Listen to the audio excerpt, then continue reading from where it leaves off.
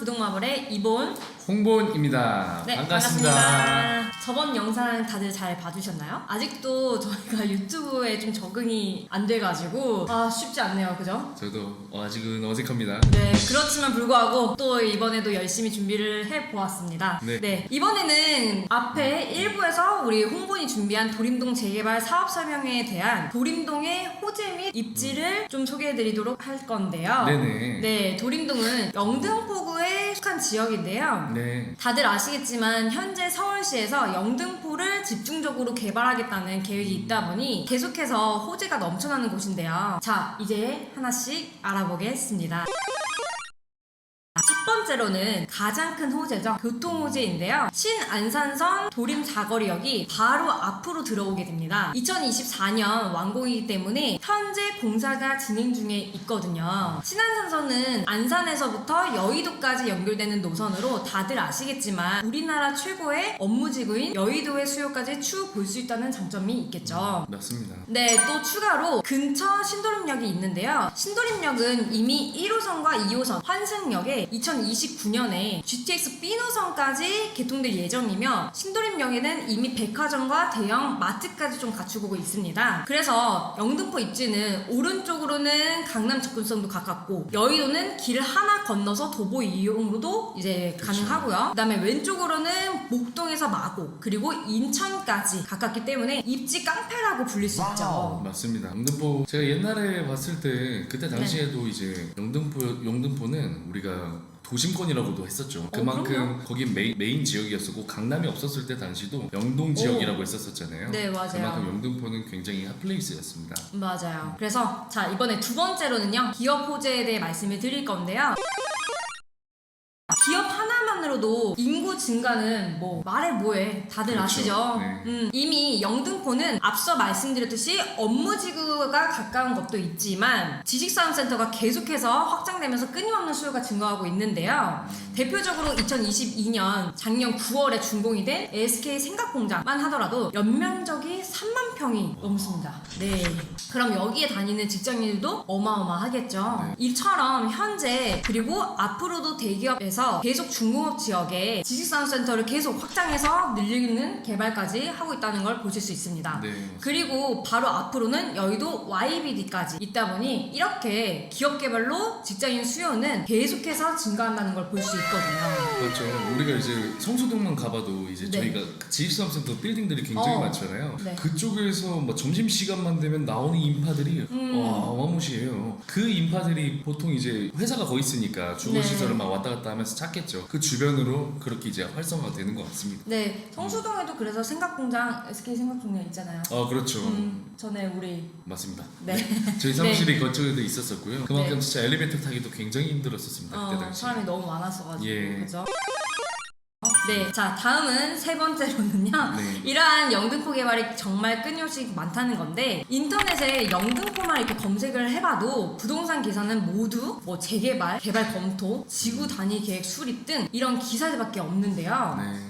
그만큼 영등포는 기존에 중공업 지역이었기 때문에 도심 지역에 위치해 있지만 개발이 부진하여 이제는 정부의 방침으로 변화로 이제 도림동을 포함한 영등포 지역 개발 어디가 있는지 좀 살펴보겠는데요. 네네. 네, 영등포구에는 뉴타운 사업 여의도 아파트 재건축 그리고 모아타운과 신속통합 기획, 민간 정비 사업, 공공주도의 정비 사업, 역세권 장기 전세 주택, 소규모 주택 정비 사업 등 다양한 방식의 정비 사업이 총 77개소에서 좀 추진이 되고 있습니다. 진짜 엄청 많네요. 개발. 네, 제가 방금 전에 이제 숨을 쉬지 못할 정도로 네, 너무 많습니다. 그래서 다양한 이제 방식으로 좀 진행을 하고 있는데 네. 현재 최호건 영등포구청장은 열악하고 노후된 주거 환경을 신속하게 개선할 수 있도록 행정적 그리고 또 재정적 지원을 아끼지 않고 주택 공급과 주거 환경 개선이 빠른 시일 내에 이루어질 수 있도록 최선의 노력을 다하겠다고 말한 바가 있습니다. 저도 뉴스 봤거든요.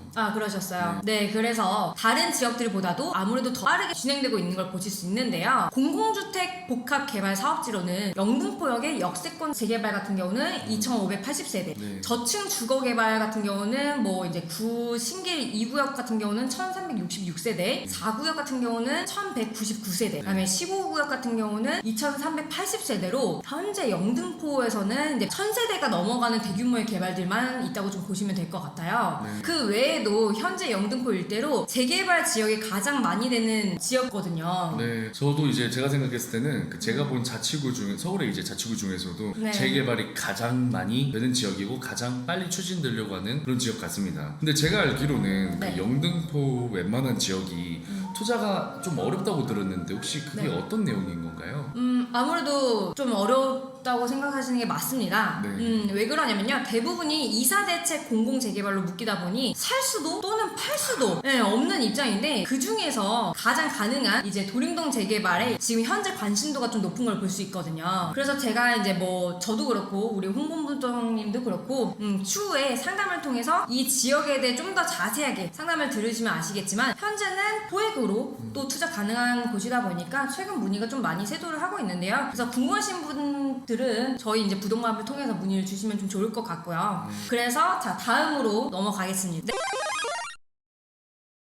네 번째로는요, 주변 아파트 시세를 간단하게 좀 소개를 해드리려고 하는데요. 대장 아파트로는 신길 센트럴자이, 그리고 힐스테이트 클래시안, 아트자이, 이렇게 현재 시세로 8사 기준으로 12억에서 14억까지 좀 볼 수 있고요. 그리고 위쪽으로는 당산과 목동까지 좀 볼 수 있는데 거기 같은 경우는 지금 현재 시세로는 뭐 한 18억에서 한 20억대가 당연히 이제 넘어가는 곳까지 보실 수가 있고 또 여의도 쪽까지 이제 가게 되면은 평균 10억대 후반부터 20억대는 그냥 너무 충분하게 기본으로 넘어갈 수 있다고 좀 생각을 하시면 될 것 같아요. 맞습니다. 네, 그러다 보니까 분양만 하면 지금 이 지역 같은 경우는 경쟁률 몇백 대 1로 완판을 좀 보실 수가 있는데요. 이렇게 현재 저평가로 되어 있으며 투자할 수 있는 곳을 잘 찾아보고 지금 시청하시는 시청자분들께서 가용자금 금액에 맞춰 알아보시면 좀 좋을 것 같습니다. 네.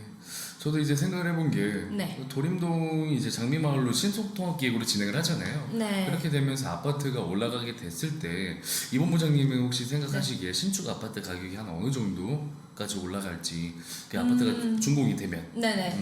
지금 현재 시세로 좀 말씀을 드리자면요. 네. 지금 분양가가 한 13억에서 14억 정도 평균이 되어 있어요. 네. 그래서 10년이라고 했었을 때 향후 10년 준공까지 본다고 했었을 때는 사실상 10억대 후반은 기본일 거고 20억대는 좀 가지 않을까 안정적으로. 그런 뭐 어떤 근거가 있을. 뭐 일단 이 주변으로 갔다가 벌써 이제 최근에 했던 곳 영등포 차이 네 기획이요? 맞아요. 거기 같은 경우도 지금 13억에서 14억대 이제 분양을 했기 때문에 아무래도 이제 10년 후면 지금보다 물가 상승에 비례해서 계속 올라간다는 거 아마 지금 시청자분들도 아시잖아요. 그렇죠. 그렇기 때문에 보수적으로 잡아도 한 안정적으로 10억대 후반에서 20억은 좀 기본으로 나오지 않을까 싶습니다. 그리고 지금 건자재 값도 많이 올라갔기 때문에 네. 또 그거를 반영을 해야 되잖아요. 그죠?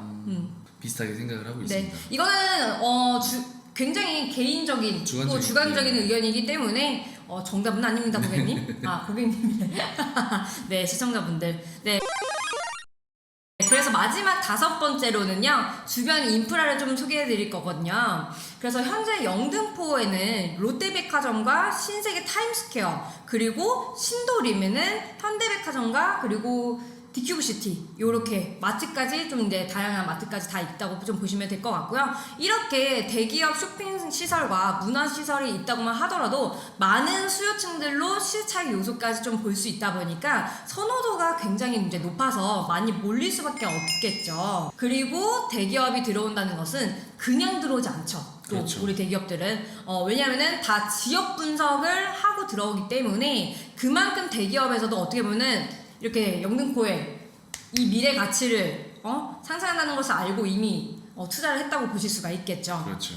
네, 그리고 또 요즘은 숲세권 그리고 단지 내 공원 조성 등 자연에 대한 이제 프리미엄 요소를 갖고 있을 만큼 선호도가 높은데요. 영등포에는 영등포 공원 그리고 선유도 공원 등 이미 공원들이 많이 조성이 되어 있습니다. 그리고 추가로 제2 세종문화회관 건립 예정지 후보였던 곳은 현재 꽃밭 정원 그리고 모래 놀이터 아니면은 사계절 잔디마당 등 주민 친화 공간으로 활용할 계획이라고 합니다. 그래서 저도 한 10년 전쯤에 이건 좀 번외적인 얘기도 또 추가해서 말씀을 드리자면요. 네, 물레동이라고 혹시 아실까요? 홍 본부장님? 아 물레동 좀 자주 가봤었죠. 거기 네. 완전 공장단지 아닌가요? 맞아요. 저도 10년 전쯤에 이제 그 물레 창작촌을 갔었는데 지금은 이게 아예 물레 창작촌으로 해가지고 탈바꿈을 해서 최근에 성수동처럼 감성 있는 뭐 맛집이라든지 아니면 뭐 볼거리, 공방 이런 핫플레이스로 좀 많이 떠오르고 있는 지역이거든요. 이렇게 영등포는 개발구역이 정말 무궁무진하게 많다 보니 추후 변화된 모습이 너무 기대가 되는 지역인 것 같습니다. 네. 여기까지 도림동 주변 입지와 호재에 대해 제가 쉽게 좀 정리해 보았는데요. 다음은 사업 설명에서 안내해드리면서 또 뵙게 되겠습니다. 네. 여기까지 이본이었고요. 구독과 좋아요는 우리에게 큰 힘이 됩니다. 네. 감사합니다. 네.